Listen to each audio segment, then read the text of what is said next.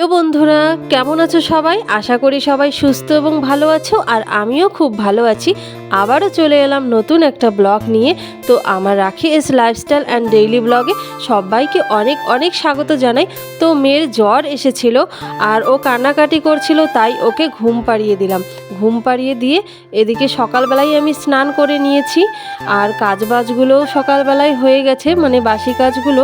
তো সেগুলো আর শেয়ার করতে পারিনি, কারণ মেয়ে একটু অসুস্থ ছিল তো ক্যাচার করছিল, তার জন্য আর সেগুলো ভিডিও করতে পারিনি। তো আজকে ব্লগটা এখান থেকেই শুরু করলাম।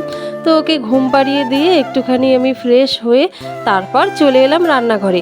আর আমারও শরীরটা খুব একটা ভালো যাচ্ছে না, তো সিম্পল কিছু রান্না করব। আর কয়েকদিন ধরেই বাজারও যাচ্ছি না, তো এখন কি রান্না করব? তো সিম্পল ডিম রান্না করব। তো মেয়েকে ঘুম পাড়িয়ে দিয়ে আমিও একটু মেয়ের সাথে অনেকক্ষণ শুয়েছিলাম, কারণ শরীরটা একদমই ভালো লাগছিল না। তো ঘুম পাড়িয়ে দিয়ে আমি তারপর ভাবলাম না, রান্না তো করতেই হবে, তাই উঠে আবারও চলে এলাম রান্নাঘরে।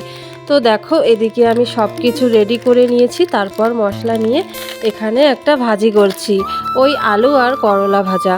তো কড়ার মধ্যে তেল দিয়ে তারপর এটাকে ভাজা করছি। আগের থেকেই লবণ হলুদ মাখিয়ে নিয়ে তারপর ভাজা করি, কিন্তু আজকে যেহেতু শরীরটা একদমই ভালো লাগছে না, তার জন্য এভাবে ডিরেক্টলি দিয়ে তারপর রান্না করছি। আর জানো তো বন্ধুরা, কয়েকদিন ধরেই এতটা পরিমাণে বৃষ্টি হচ্ছে, কি আর বলবো। ছোট বাচ্চা নিয়ে বৃষ্টির দিনে খুবই অসুবিধে হয় আর কি। তো এদিকে আমার ভাজাটাও হয়ে গেল, তারপর 3টে ডিমই রান্না করব আর কি। আমরা যেহেতু 3জনই খাবো, আমার ছেলে মেয়ে আর আমি। ওর পাপা বাড়িতে থাকে না, তার জন্য পাপা খায় না।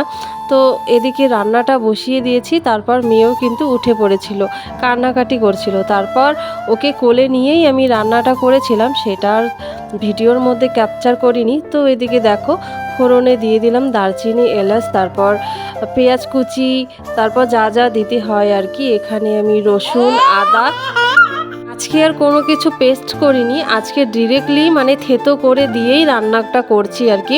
যতটা তাড়াতাড়ি শর্টকাট করে রান্না করা যায় সেটাই আর কি। তো এখানে দেখো সমস্ত ফোড়নগুলো আমি এখানে নাড়াচাড়া করছি, একটুখানি ভাজা ভাজা করছি। তারপর এখানে আলুটা, সিদ্ধ করে রাখা আলুটাও দিয়ে দিলাম।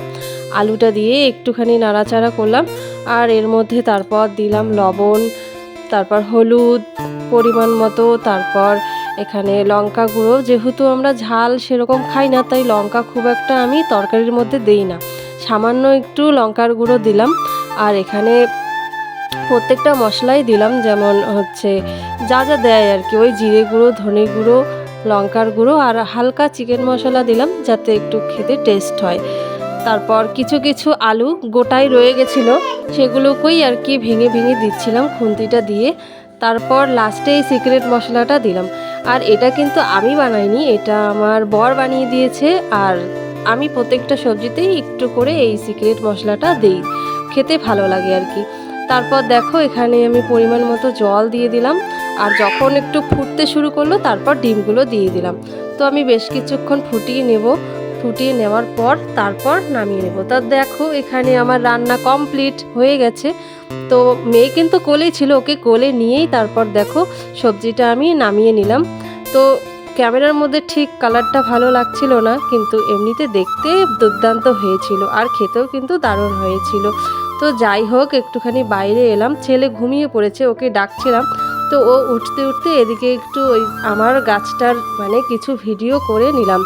তো গাছটা অনেক দিন আগেই লাগিয়েছিলাম, ফুল ফুটতো না, আর আমার অনেক দিনের আশা গাছটায় ফুল ফুটবে, আমি সেটা দিয়ে পুজো করব।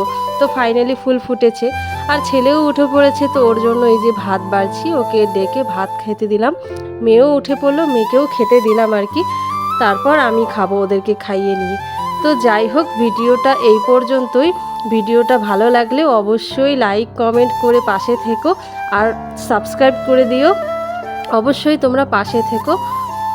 আর আমার ভিডিও কেমন লাগে অবশ্যই কমেন্টে জানিয়ে চ্যানেলটাকে সাবস্ক্রাইব করে দিও। তো দেখা হচ্ছে পরের ভিডিওতে।